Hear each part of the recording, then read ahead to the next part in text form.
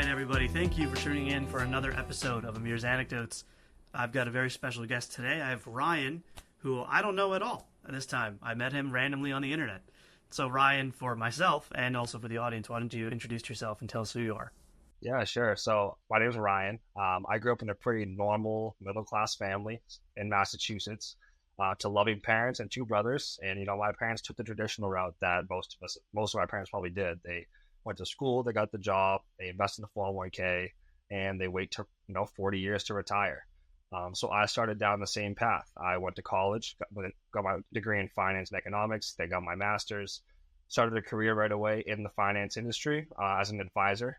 Realized that wasn't for me, so then transferred to being an analyst, and went through some ups and downs throughout my personal life as far as finances and just kind of an aim goes. That led me to pursuing real estate as my primary primary business, and then eventually started my own company called TR Capital Partners alongside one of my partners, where we help others get the benefits of real estate ownership without the hassle and the learning curves that we went through of being a landlord. So that's kind of where we're at today. Wow, what a journey that is. So when you talk about being from Massachusetts, I think you're the first person I've ever met that didn't immediately reference how far they are from Boston. So that's people from Massachusetts. It's always like, I'm from 20 minutes outside Boston. So how many minutes from Boston were you? I am about an hour, and I've always been about an hour. When I meet people outside of New England, I just say I'm from Boston. It's a lot easier just that way. Right. Yeah. So what was the actual town you were in? I grew up in a small town called Pepperell, Mass. Probably never heard of it. It's actually so small that we don't even have a stop light in the town. So wow. So you're real small town New England kind of guy. Yep, right on the border of New Hampshire and Mass. Just no one's ever heard of the town. Be surprised if you found us on a map. Very, very small town. Wow. That's wild. Okay, and then where'd you go to school? So my high school was called North Middlesex. It was actually a regional school. So there was 3 towns combined, and we still only had like 1,200 kids. And then from there, I went to Nichols College, also in a very small private college right south of Worcester, Massachusetts, kind of on the border of Connecticut, Massachusetts. So I went there, another small school, and then followed up by getting my MBA from there after I did my 4 years getting my bachelor's. Wow. So you've never left Massachusetts other than like on vacation? Exactly. Yeah. Born and raised, and have never lived outside the state. Yep. That's great. There's something I read once that on average, most people, like the vast majority of the human population, dies within 100 miles of where they were born. I've heard that, and I think people always say like, "Oh, I'm going to go move and get out, go somewhere and somewhere warm," especially if you're from New England. Or no one ever leaves. Everyone comes back. So whether you leave for years or not, I feel like you always find your way back up here. So yeah. So then what's your favorite thing about being in Massachusetts? Because obviously you've been to other places. Yeah, I think it's mostly just that my connection, my network, my family, my friends, everyone I kind of talk to on a regular basis and want to see is here. So it's not that I wouldn't move away because of something specific with like the state. It's more so that I just have everything I need right here. So there's no really, for me, I don't see a point in moving and then having to, not be able to a car drive away from my family or my close friends. So that's the main Right. So then now, being that you always have that community, would you say that there's a little bit of an echo chamber that happens? Because like all the people around you they have similar demographics as you.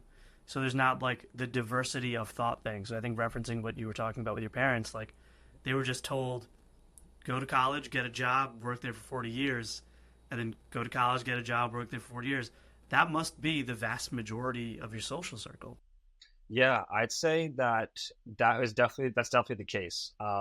However, after a few years out of college, once you kind of, get a taste of the real world, about half of my friends started kind of exploring new things, new businesses, trying to escape the rat race, as they call it. Because all of us realize like we don't want to do this for 40 years. So I have a couple different, perspectives and people doing different things, but I think that a lot of that we can attribute to the whole fire movement on social media. A lot of people starting businesses. You kind of have access to so much information now. There's essentially a playbook for everything. There's no need for you to go out and have to reinvent the wheel. Whether it's books, going on YouTube, you can kind of learn anything you need to learn about a specific thing you want to do. And whether you're business savvy enough to like make it actually a full-time thing is a whole different story. But I think a lot of people are now taking the next step in their lives and realize they don't have to be tied to a desk for 40 years and then hopefully have 15, 20 good years left Right. to retire. Yeah, yeah. I guess.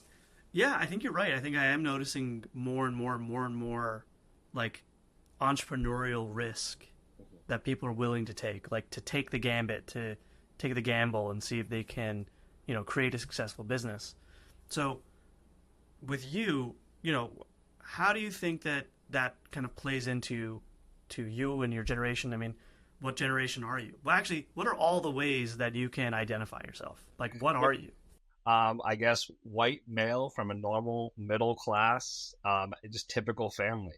So there's nothing special about me, nothing terrible either. So I can't say that. But I grew up in a household and in an environment where it was just you go to school, you play sports, you have that small community.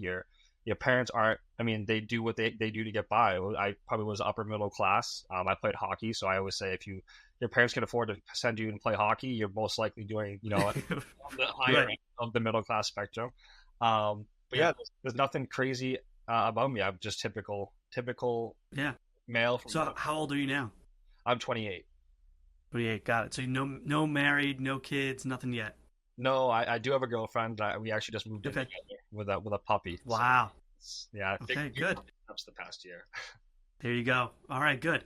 So now, hopefully you'll be married soon or proposing, and if she's listening to this, then she'll, remind you that, hey, when you were on that podcast, the guy told you that you should propose right away. Yeah, I think the time has started to move a little faster as far as that goes, as far as like the ticker. Yeah. Now that we moved in. Yeah. There you go. Yeah. All right. Good. All right. So single guy, 28, you have a girlfriend, you're in Massachusetts, been in New England kind of your whole life. So what is then like the most stressful financial situation that you've been in ever? Yeah, so I think it was probably right after college. Like most people, I think I was still kind of in that college mindset where a lot of the stuff was taken care of for you. You didn't really have any financial skills, like whether it's personal finance or investing or anything like that. So immediately I got an apartment right outside of Boston with one of my best friends from college who was in the same headspace I was, speaking of that echo chamber. We didn't take into account, that it's one of the most expensive places to live. So getting, so getting a job right out of college, obviously you're not making a ton of money. And I was a financial advisor. I got my Series 66, so I was doing fixed income and insurance, and it's 100% commission based job. So if Yep. I was 22 years old, coming out of college, didn't have a network. The people I was just hanging out with in college for 4 years aren't going to give me their money to and insurance stuff to manage. Like I had no one to really go to. So if I wasn't really grinding away, I wasn't really making any money. That eventually Right. caught up to me, and I could no longer really even pay my rent on the lease I had. So I had to go back and live at home for another 2 years after that. Not because I was typically in a bunch of debt or crippled myself financially, but I just didn't have my head on straight. I didn't really know what I was doing. I did have to get help with paying part of that rent at some points from my parents. Thankfully, they were able to do so. But that was a huge wake up call that I needed to really start dialing in mostly the financial side of my life and kind of just my mindset as a whole. But about a year after that, I really got into reading into Rich Dad Poor Dad, Cash Flow Quadrant, financial personal finance books and stuff like that, and that kind of just made me do a 180 on my whole how I view everything and in my actual day-to-day actions. Nice. So you go back to your parents' house, you start reading books. Are you working any part-time jobs, or you're just like, I'm home, I'm going to sit here and read? No, I got another job right away. Like I was always working, but this was also during COVID. Oh, So yeah. from home. So was in my office at my new place for about a year and a half, 2 years. Then was full time at home for another two, I guess. And now and so I was still working. I just didn't really have expenses now because I was living at home. So that was Got great. it. Was able to save up some Yeah. money, and thankful was able to from there after saving up money was able to start house hacking. I'm not sure if you're familiar with what that is, but you'll buy multifamily property, you live in one unit, rent out the others. So I still had zero mortgage or rent expenses, which is the largest for most people, and essentially was living for free. And that was I learned all that from just educating myself financially on different ways to you know build your base, a stronger base for yourself. Yeah. It's interesting that you bring that up because, obviously I'm a licensed financial advisor. And so and as I'm like listening through all the different things you're saying, um, it sounds like you were able to not only move back with your parents, but use that and identify it as an opportunity to grow capital. So I do think there's a lot of people living at home where because they don't have rent, they're just spending their excess. But when you're home, if you're not spending that excess, you have the ability to take what would have been your rent and actually save it, potentially invest it. So talked about that journey, like how much were you saving, and then how much were you able to save and put down on buying your first property? Yeah, I mean, I was probably saving close to 85, 90% of my income. I Wow. wasn't really going out and doing stuff. I was pretty much just focused on trying to take the next step.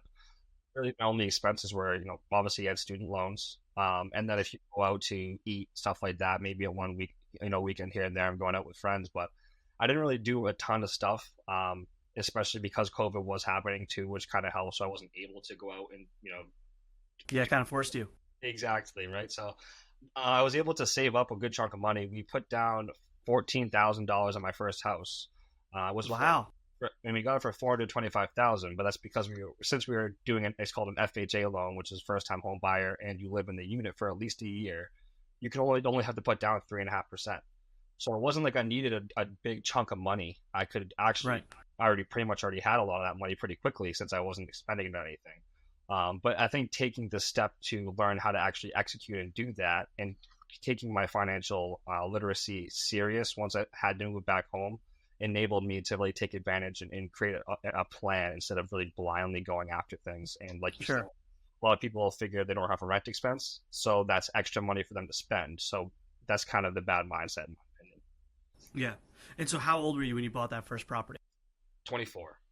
Wow. 24, you bought your first property, and you had been saving up for a couple of years, obviously, before that. So just to get some like numbers on there, because someone's going to be listening to this, be like, yeah, but this guy probably was making whatever.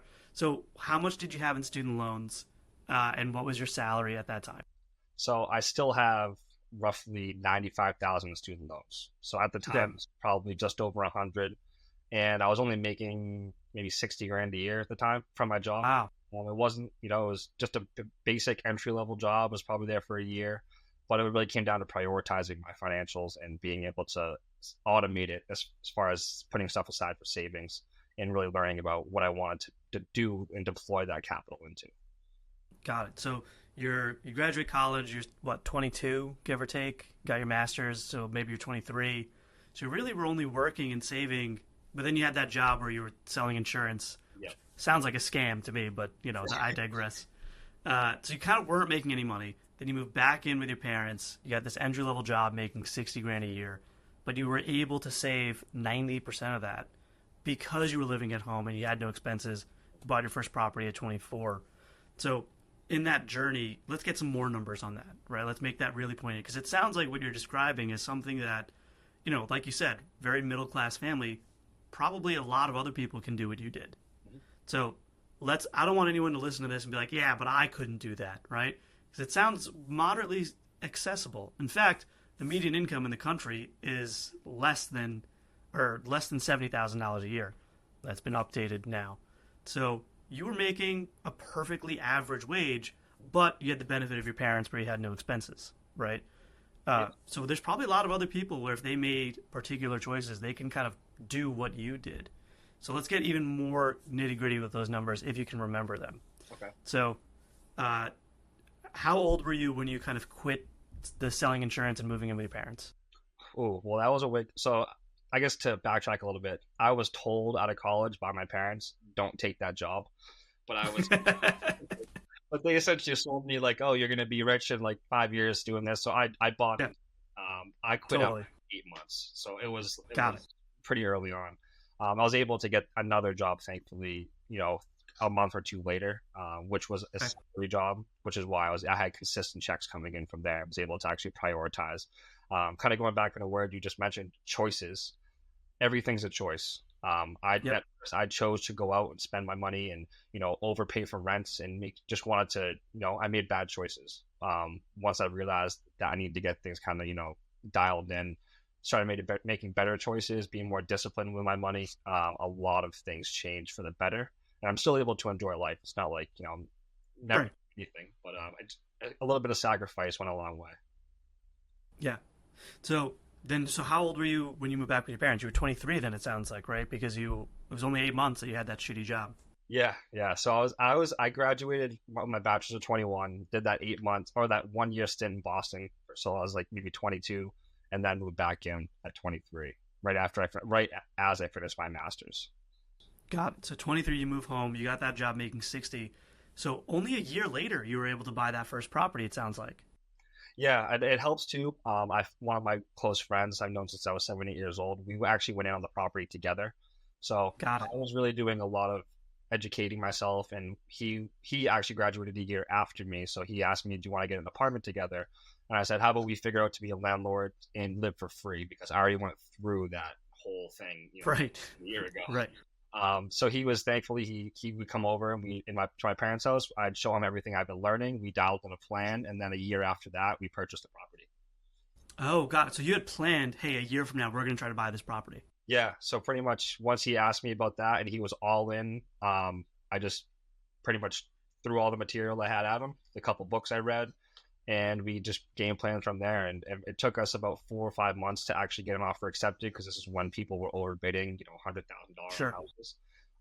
So we were, I guess, a little less than a year. We were actively trying to do it, but in that year period, we actually ended up closing on the property and then going. Got it. So what was that game plan that you had mapped out? Most of it was learning how to, figure out what's a good property to buy. That was a lot of it, but that's because we didn't have any real estate background. We didn't know what to look for. So, but a lot of it too was just planning out saving money. How much are we going to need for the actual down payment and to buy it?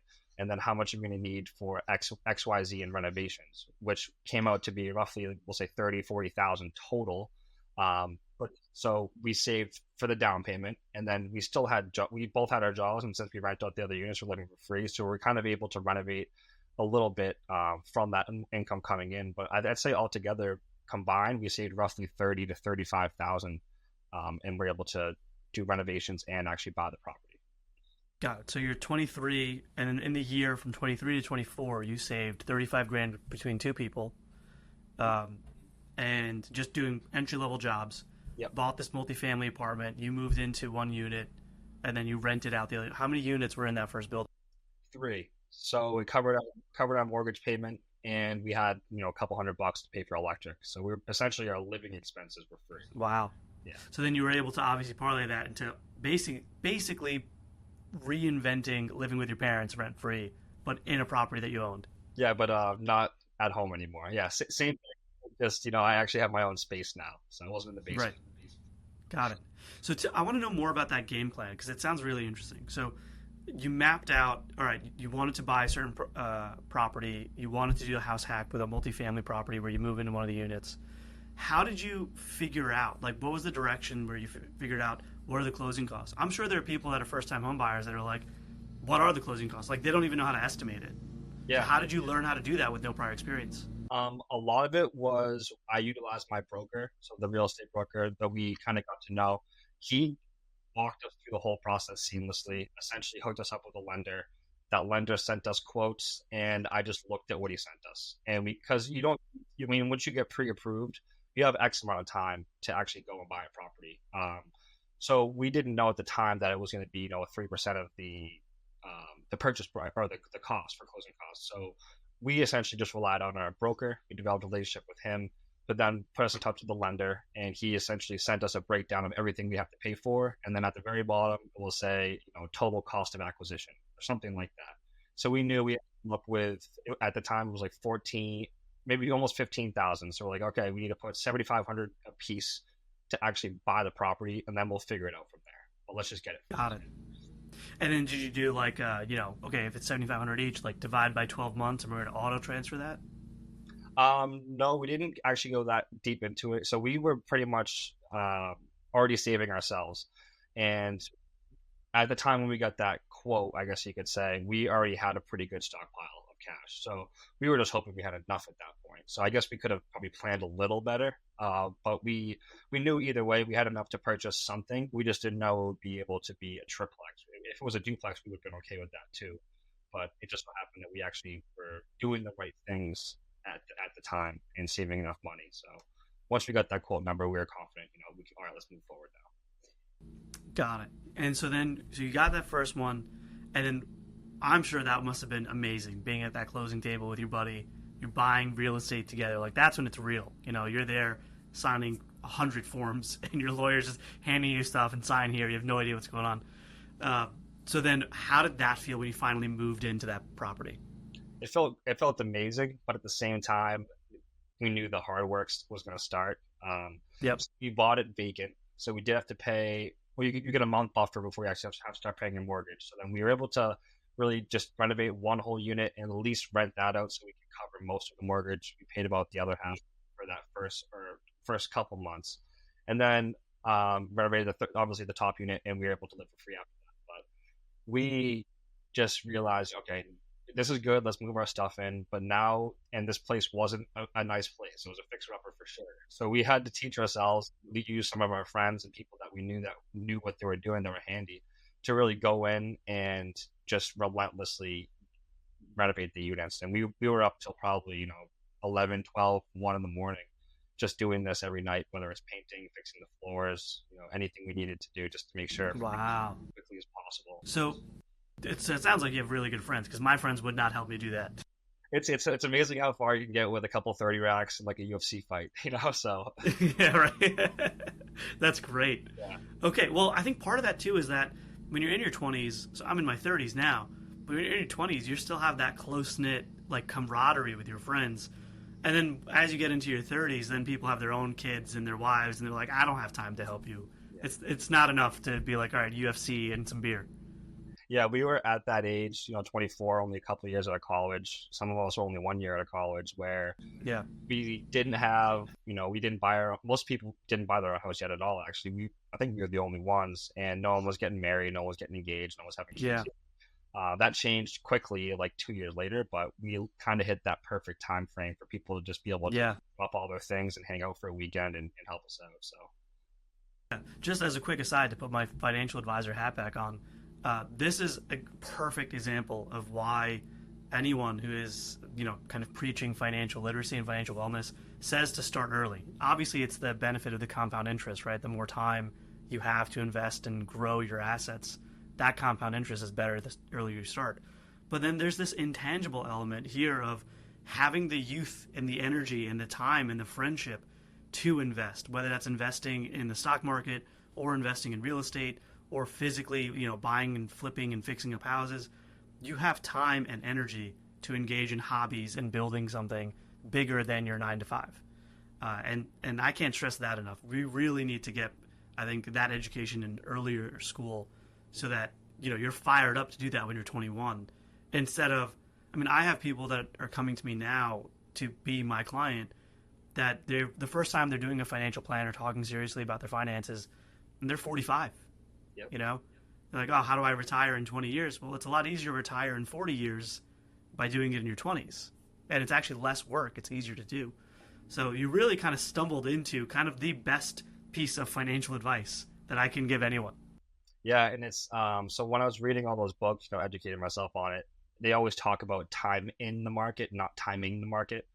Yep. So obviously we jumped on it as soon as possible, but over time we expect that time in to really benefit us and hopefully be able to retire early. Or a lot of what we do now is try to pass those benefits on to people who want to do what we do, but maybe don't have the time or the expertise to get it done. So you can still get those benefits. But I'd recommend starting very early. Yeah, absolutely.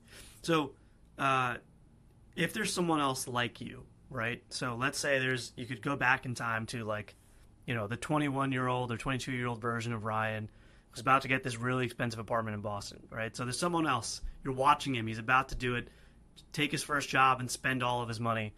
What's the advice you want to give him so that he can be even more successful than you are? Yeah, I'd say even though you want to, you lived at college, we'll say for 4 years, not at your parents' house, even though you want to go and get a place with your friends, sacrifice for a year, at least a year, and see how much money you can save up and what you can do with it. It'll help you a lot because you'll start building that base financially. Whether you choose to invest it or not, at least you'll have cash and savings, so you're not living check to check like I was, and then all of a sudden something happens, you quit your job or you lose your job, and you have no longer have income to pay for things. But I'd say at least start building that base. There's no shame in sacrificing for a couple of years. Most of the time, people don't have apartments at 22. Like, and if you do, you're doing what happened to me. It's most likely most of your money is going towards it. So I think it's one, creating a plan, two, be willing to sacrifice, and then just really implement the strategy that you have in place and be disciplined with it. I couldn't agree more. I mean, that ability to, while your parents still think that you're relatively young and cute and dumb, and they will let you live in their house, take that advantage, take that opportunity, and use that to save a bunch of money. I completely agree with you. I think not enough college graduates are doing that. Now, granted, some people have like abusive parents or they have to leave and things like that. But if that's not the case, I completely agree with you. That's great advice. My last question for you is, what is the number one, and I know you read a lot, but what's the number one book that you'd recommend a new college grad to read? This might be cliche, especially coming from the real estate world, but Rich Dad Poor Dad. I think as far as basic financial literacy goes, learning what assets, liabilities, cash inflow, cash outflow, how to manage your money at least at a basic level, I think that's like the perfect starter book. That's where I started. And from there, it got me interested in his other books and a ton of other financial books that kind of just spiraled in together. And eventually I became more advanced with it. But if you're just starting out and you don't have a finance background, even if you do have a finance background, you're most likely not learning that type of personal finance in school. At least I didn't. So I'd recommend Rich Dad Poor Dad, Robert Kiyosaki. Should be pretty easy to find if you Google it. Yeah. So. So for the record, I agree. That's actually the first book that I recommend to people as well. When my wife and I first got married, we argued a lot about money, as most married couples do. And so I actually paused one of our fights and I handed her the book and I was like, read this and then we'll circle back to this. And so she did, and that changed everything about how we talk about money internally. Good. It worked out for the better guy. Sometimes. Yeah, exactly. Yeah. Could stir the pot a little bit more. So. Yeah, I think just because she's married to a financial advisor, you can add a little bit of wiggle room to have that fight. That's true. Yeah. That's the go-to book I'd say for anybody out there looking to at least develop a base. So. Yeah. No, I completely agree with you. And to anyone listening to this, if you have the opportunity that Ryan has or had when he graduated college to move in with your parents and save up some money, don't squander that opportunity. That little bit of a cushion of not having to live paycheck to paycheck because you saved for a year really can take you far. If you didn't have that opportunity and you don't have that opportunity for whatever reason, whether it's a stressful home life or a lower class family or lower economic class family, I should say, that's you have other opportunities that you can take advantage of. Obviously, you can always reach out to me. I'm sure you can reach out to Ryan. And we can give you some kind of best practices there. Ryan's advice might be very specific to Massachusetts, but I have clients all over the world. So Ryan, if anyone wants to get in touch with you, what's their best way to do that? Yeah, so you can visit my company website at trcapitalpartner.com. So what we look to do now is provide the benefits that I received from owning real estate properties when I was, managing it myself, dealing with tenants and maintenance calls. We look to provide you with the passive income and the actual equity growth and the tax benefits that not many people know about, without the burden of all that stuff that no one likes to hear about real estate investing. So you can find me at trcapitalpartner.com. On LinkedIn, I think I'm one of the only Ryan Twomeys on there, so you can probably find me there as well. But yeah, those are my main two channels to get in touch with me. And hopefully we can, whether it's for business or just to talk about, my journey and how we can help you out. I'd love to get in touch with anyone listening to this. So. Yeah, that's great. So tell everybody, as we can close out here, tell everybody about what you're doing now with TR Capital and what do you guys do and what kind of people can you help out on the business side, and how big is TR Capital? You've only been doing it for a couple of years. Yeah, so we have ownership in 464 apartment units now. So we came a long way at triplex. But we noticed at first that me and my partner Lucas, his name is, that having the triplexes and the small properties yourself, yeah, it's great because it does produce extra income for you, but it's definitely not passive. Everyone talks about passive income. you're going to be managing tenants. You're going to get some bad ones in there. You're going to have to go through evictions. You're going to have to do maintenance calls. And if you don't know a specific person to be able to do it for you, it makes it even harder, and it costs a lot of money to do that. So what we do is we take that away from the investor. So we take on that whole entire role with larger apartment complexes now, anywhere from 25 up to 200 units. And we provide all the benefits passed down to the investor. So you still get the passive income. You're going to get the equity growth. You're going to get the tax benefits because you're technically a part owner in these properties, but you're playing a passive role. So whether you don't have the time, the knowledge, or just don't want to deal with tenants and stuff like that, you can still get the benefits that real estate provides. And in my opinion, it's one of the best wealth building tools that's sustained, years and decades and even centuries. So we take all the burdens out while providing the benefits for investors. That's great. That's really cool. All right, man. Hey, listen, it was great talking to you, and it sounds like you've built something really cool and learned some lessons along the way. Yeah, thank you. I appreciate being here. Thanks for having me. Yeah, you got it.